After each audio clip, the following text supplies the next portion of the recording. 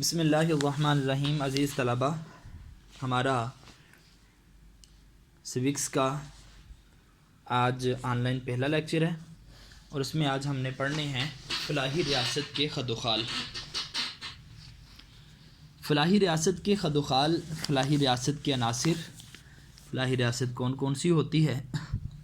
اس میں سب سے پہلے تو دولت کی منصفانہ تقسیم۔ جو فلاحی ریاست ہے اس میں دولت کی منصفانہ تقسیم ہوگی، برابری کی بنیاد پر ہوگی۔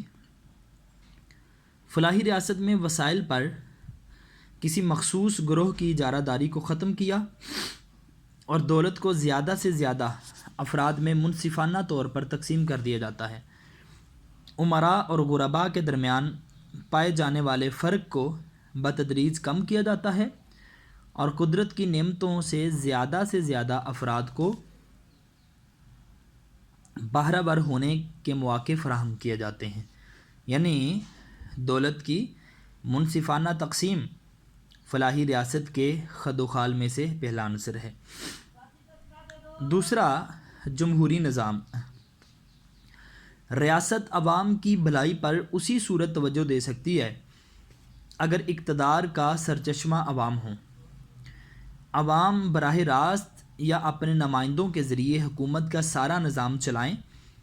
عوام کے ووٹوں سے منتخب ہونے والے نمائندے اپنے آپ کو عوام کا خادم سمجھیں۔ وہ اپنی کارکردگی کے ذریعے عوام کے سامنے جواب دہ ہوں۔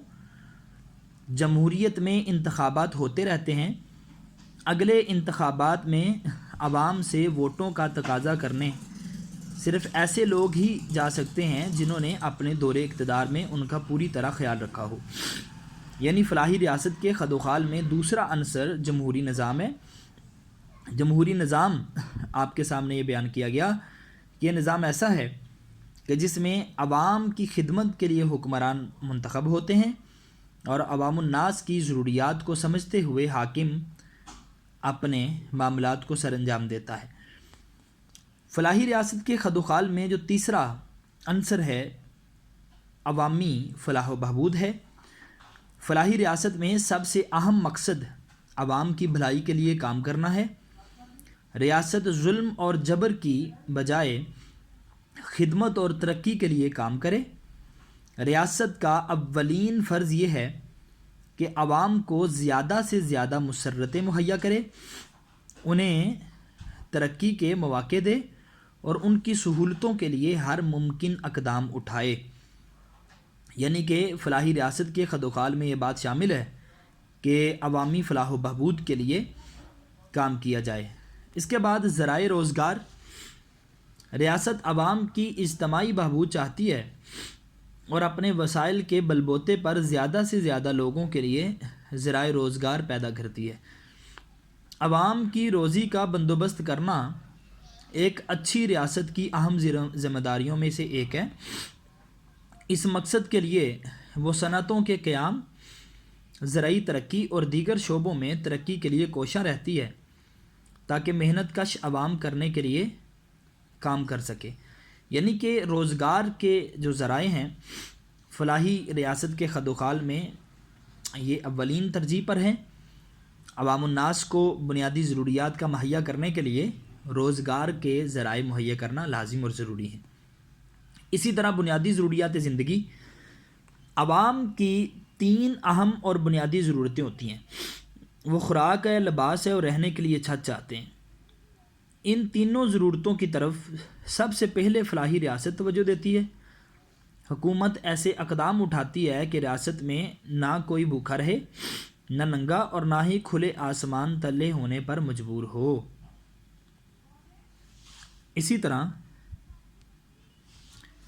منصوبہ بندی۔ ریاست اجتماعی ترقی کے لیے مرکزی کردار ادا کرتی ہے۔ وہ شہریوں سے محصولات لے کر کثیر رقوم بناتی ہے اور پھر ان رقوم کو اجتماعی ترقی کے کاموں کے لیے خرچ کرتی ہے۔ اس کے لیے سالانہ میزانیہ بنایا جاتا ہے اور لمبی مدت کے منصوبے بھی ترتیب دیے جاتے ہیں۔ زراعت، صنعت، جنگلات، معدنیات، سڑکیں اور دیگر ذرائع آمد و رفت ترقی پاتے ہیں۔ منصوبہ بندی کے تحت ان تمام شعبوں پر سرمایہ خرچ کیا جاتا ہے اور عوام کو سہولتیں بہم پہنچائی جاتی ہیں۔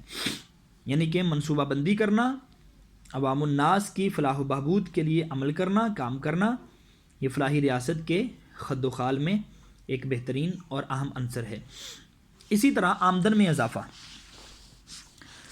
فلاحی ریاست میں حکومت کو کوشش کرتی ہے کہ فی کس سالانہ آمدن اور قومی آمدن میں اضافہ ہوتا کہ عوام بہتر سہولتوں کو حاصل کرنے میں دشواری محسوس نہ کرے۔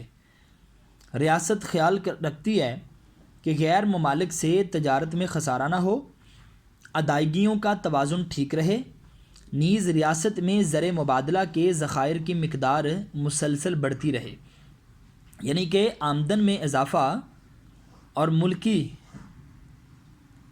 جو خزانہ ہے، ملکی بجٹ ہے، اس میں خسارہ لاحق نہ ہو، یہ فلاحی ریاست کے خد و خال میں سے ایک عنصر ہے۔